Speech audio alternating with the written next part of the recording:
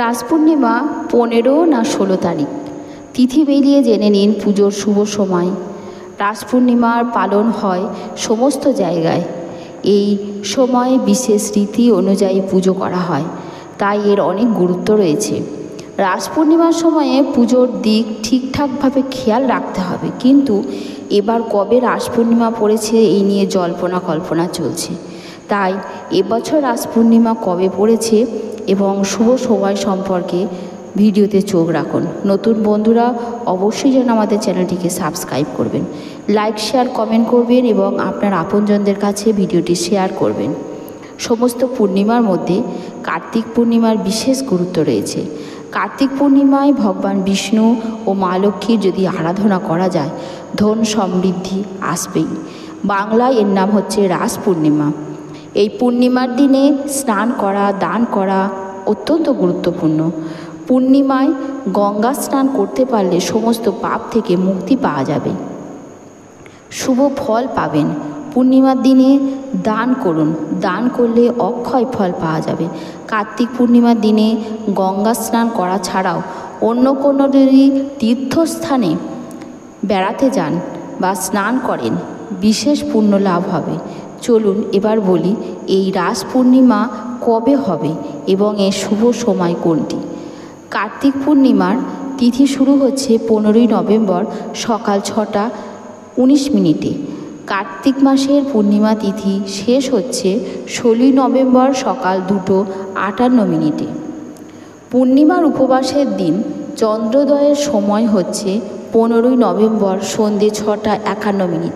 কার্তিক পূর্ণিমা গঙ্গা স্নানের মুহূর্ত, শুভ মুহূর্ত হচ্ছে ভোর 4টে 58 মিনিট থেকে 5টা 51 মিনিট পর্যন্ত। পূর্ণিমার দিনে যদি আপনি স্নান এবং দান করতে পারেন, এর বিশেষ ফল পাওয়া যাবে। কথিত রয়েছে পূর্ণিমার দিনে শ্রীহরি বিষ্ণু স্বয়ং গঙ্গার জলে অবস্থান করেন।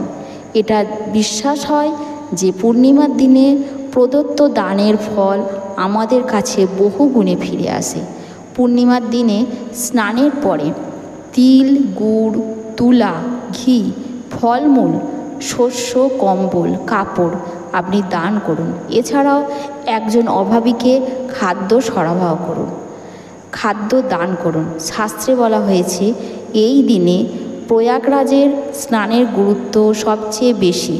তবে আপনি যদি কোথাও বেড়াতে যেতে না পারেন, তবে স্নানের জলে সামান্য গঙ্গা জল যোগ করে পবিত্র নদীগুলির ধ্যান করে বাড়িতে স্নান করুন, এটাও শুভ ফল আপনি পাবেন।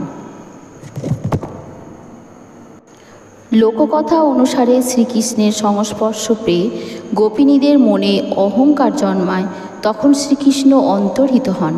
গোপিনীরা সেই ভুল বুঝতে পেরে স্তব স্তুতি শুরু করেন। ফলস্বরূপ শ্রীকৃষ্ণ ফিরে আসেন। গোপিনীদের মানব জীবনের পরমার্থ বুঝিয়ে তাদের অন্তরাত্মা শুদ্ধ করেন। শ্রীকৃষ্ণ গোপিনীদের সমস্ত মনোবাসনা পূর্ণ করেন, জাগতিক ক্লেশ থেকে মুক্ত করেন। বলা হয় এইভাবেই রাস উৎসবের প্রচলন ঘটে। এবছর রাস পূর্ণিমা কার্তিক পূর্ণিমার দিনই পড়েছে গুরু নানকের জন্মতিথি।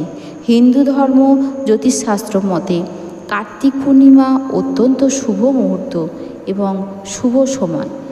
পুরাণে শারদ রাস ও বসন্ত রাসের উল্লেখ পাওয়া যায়। মনে করা হয় রস শব্দ থেকেই এসেছে রাস, যেটি সনাতন ধর্মাবলম্বীদের একটি বাৎসরিক উৎসব। শ্রীকৃষ্ণের ব্রজলীলার অনুকরণে বৈষ্ণবীয় ভাবধারায় অনুষ্ঠিত হয় এই ধর্মীয় উৎসব। তাই এই রাস পূর্ণিমাকে কার্তিকী পূর্ণিমাও বলা হয়ে থাকে।